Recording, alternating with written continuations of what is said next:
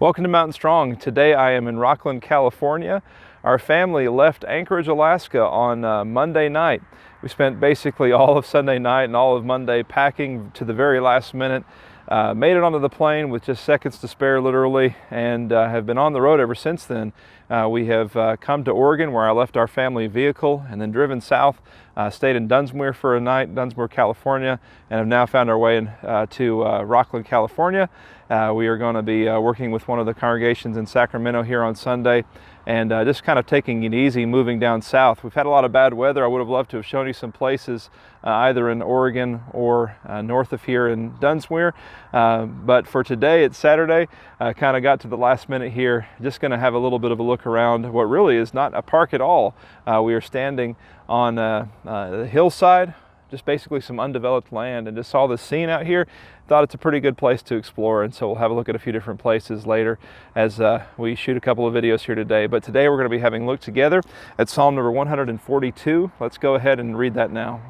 With my voice I cry out to the Lord. With my voice I plead for mercy to the Lord. I pour out my complaint before him. I tell my trouble before him. When my spirit faints within me, you know my way. In the path where I walk, they have hidden a trap for me. Look to the right and see. There is none who takes notice of me.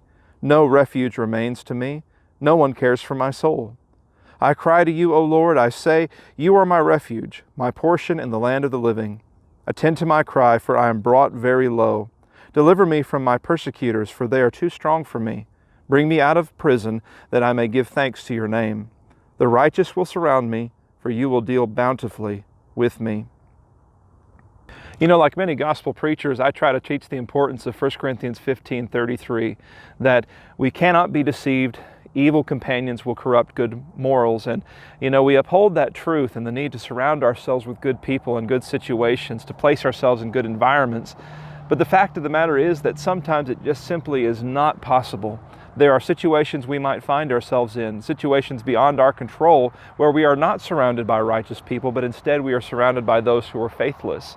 The psalmist finds himself in one such situation here in this psalm.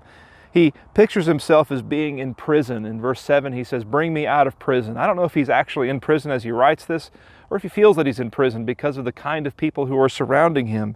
He is surrounded, it says in verse number 6, by those who are persecutors. He says, deliver me from my persecutors. He is surrounded also, furthermore, by people who are seeking to trap him. In verse number 3, in the path where I walk, they have hidden a trap for me. And people who simply do not care for him. In verse number 4, he says, no one cares for my soul. It'd be very easy to look at this psalm and say that he's simply down on himself. No one cares for my soul. No one cares about me. Well, surely that's not true.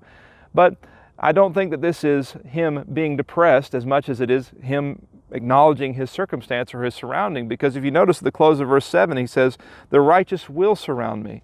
In other words, he knows that there are righteous people out there. He knows that there are people who will support and surround him, but he's not with them now. And when I read these words, I think about the situation of perhaps a brother or sister in Christ who's in the military, who's been deployed, and maybe no one in his or her unit shares the standpoint of faith that he or she does. Well, what kind of situation would that be? Would it be easy for a person in that situation to uphold the gospel of Christ? And the fact of the matter is that there are some people who find themselves in that kind of situation, and they give in to temptation, or at the very least have a very difficult time upholding their faith. And so again, situations at times beyond our control, where we find ourselves surrounded by difficulty, what do we do in those kind of situations? I think about the hymn that we sometimes sing, where could I go but to the Lord? And I think that's what the psalmist is teaching us here. He's teaching us to go to the Lord. In fact, as he goes to the Lord, he describes several aspects of going to the Lord and what he finds in the Lord. First of all, he describes the fact that he trusts that God knows the situation. In verse number 3, when my spirit faints within me, you know my way. God knows the psalmist's situation, and he knows the situation of anybody who is surrounded by difficulty that is really and truly beyond their control. If God knows your problem, what should you do in such a situation? Well, as the psalmist realizes, you should pour your complaint out to God. In verse number 2, I pour out my complaint before him. If he knows it already, it's only logical to let him know that you are aware of his knowledge and that you are seeking his help. And in fact, that's what he does in verse 1. I plead for mercy, he says in verse number 1. And so when you trust that God knows, when you pour out your complaint, plead for mercy. Number 4, take refuge in God. In verse number 5, it says, I cry to you, O Lord, I say, you are my refuge, my portion in the land of the living. When you trust in the Lord, and when you take the Lord as your refuge, as the place of safety amongst all that difficulty, then you can find a sort of knowledge that arises in that place. In verse number 7, he knows that things are going to change. He knows the righteous are going to surround him. He knows that the Lord is going to deal bountifully for him. When you're feeling, therefore, as though no one cares, as the psalmist says in verse number 4, no one cares for my soul, realize that God always does, and He always will. That even when you're in a difficult situation, perhaps a prison that you can't seem to get out of, a prison of difficulty, God is there for you. God cares. And so when you're feeling the situation is too strong for you, he says in verse number 6, deliver me from my persecutors, for they are too strong. Realize that God is stronger than your situation, stronger than your persecutors, and He can see you out of that prison of difficulty. May God bless you today.